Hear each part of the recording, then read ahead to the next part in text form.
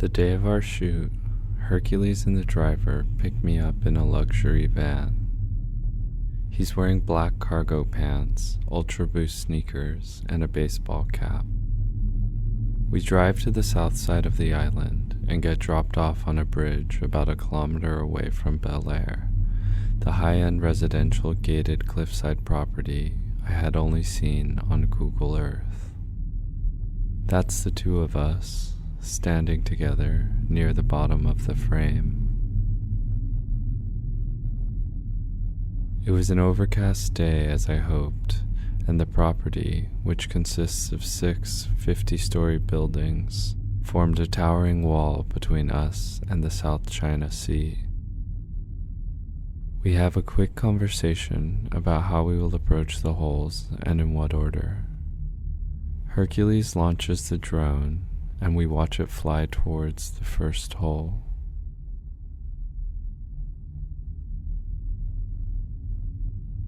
In a city where residential real estate can fetch up to $200,000 per square foot, it was impressive to me that millions of dollars of square footage could be displaced by feng shui.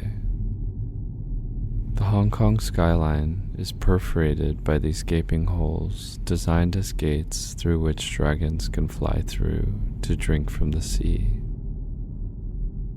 This design approach, stemming from the ancient art of geomancy, prioritizes the proper flow of energy between the natural and built environment. The practice of feng shui was banned in 1949 after the founding of the People's Republic of China. During the Cultural Revolution, it was further suppressed as practitioners were beaten and their works burned by the Red Guards. During this period, many feng shui practitioners fled to Hong Kong and Taiwan, where the practice developed and thrived. I was immediately drawn to the holes because to me they represented an ideological resistance. Resistance towards the Chinese government, but also to Western rational thought. Anti-monuments that oppose authoritarianism and monumentalism by comfortably assuming the form of voids.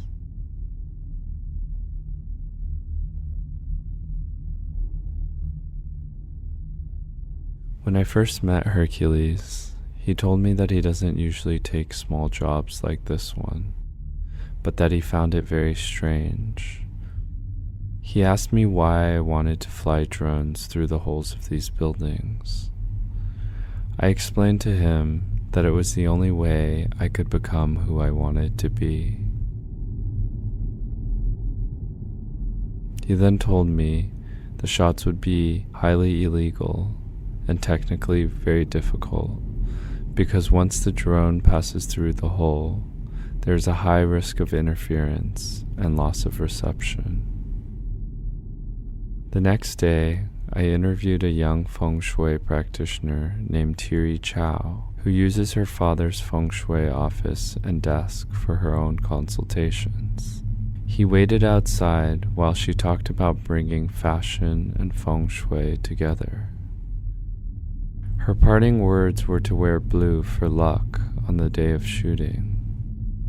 Weirdly enough, I had an urge to buy a pair of blue women's silk pants and a blue vintage Diane von Furstenberg silk pajama shirt before I left New York. Hercules seems to get the height of the hole perfectly on his first shot without making any noticeable adjustments. He explains to me how most of the drone operators in Hong Kong are his students, but he is the only one who uses 2 fingers on each joystick. This whole time, I'm filming him with my iPhone.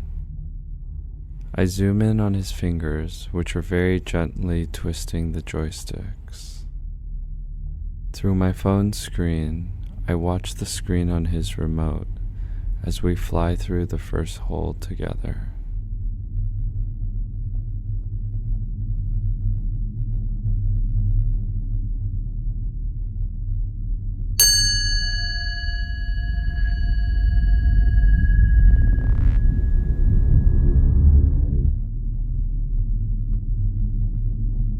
Chinese mythology, dragons are often connected to emperors.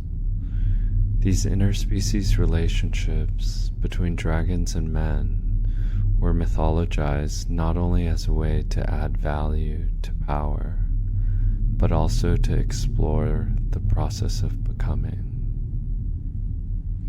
In most cases, the emperors remained in heavy pursuit of the dragon, depicting, eroticizing, and associating with them, while in rare cases, they immortalized into dragons and ascended to heaven. Each emperor would customize their own mythical creature that would be their vehicle into the afterlife. Signature features pulled from other animals and stitched together. The antlers of a deer, the head of a crocodile, a demon's eyes, the scales of a snake, a tortoise's viscera, a hawk's claws, the palms of a tiger.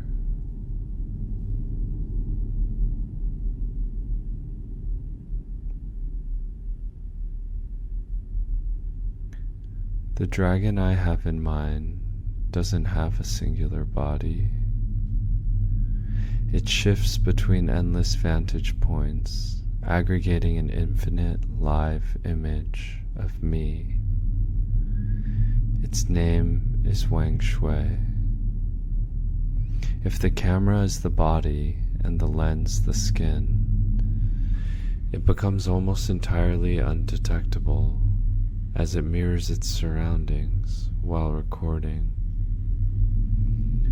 It leaves a thin black residue on the sensors, drastically affecting the image resolution, depth of field,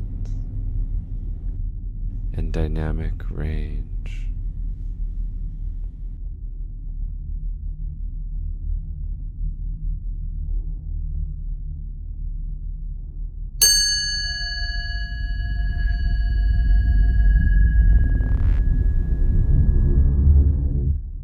When they opened his eyes, he said the word media, plural. He said that I should never stay still, that shifting was inherent to my way of being. Perhaps that is why I'm so interested in feng shui, a slippery global phenomenon that always points back to unseen natural forces. After meeting with as many feng shui practitioners as I could in Hong Kong, filming them and getting read by them, I still don't know what it is. I don't want to know what it is. I don't want to know what I am, or where I am, or whether or not this is cinema. Call me an Orientalist, a hyper-Orientalist Chinese American raised in East Asia, but not China, who has made it their life's goal to lose all cultural traction but ended up making work about being Asian anyway, because the personal seems more political than ever. Clock me as a gay Asian bottom even though I haven't had anal sex in years, because I refuse to accept that my physical body must dictate how I have sex, who I have sex with, or that I should trust my highly suspect sexual desires that still propagate a Eurocentric hierarchy of desire, even though I probably don't want to be male anymore anyways. I don't want to know. What I do want to know is how to, in Richard Feng's words, push beyond a cinema of legitimacy, of homonormativity, of homo-nationalism, beyond stable identities, beyond a civil rights agenda, beyond the military, beyond the neoliberal consensus, beyond pride, beyond rote formulas, beyond tokenism, beyond the people of color version of, beyond stereotypes, beyond positive images, for an intersectional cinema.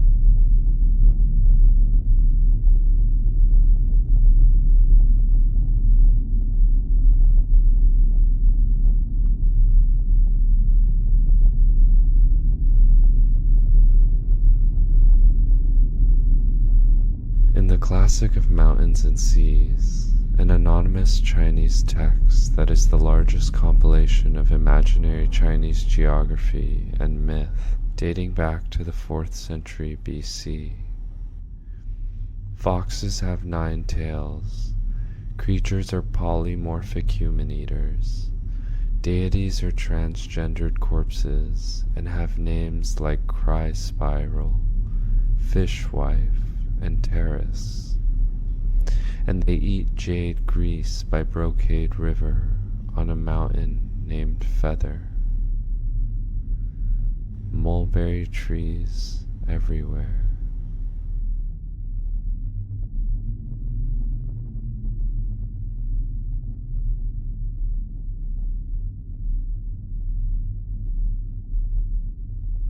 Why wouldn't I go there?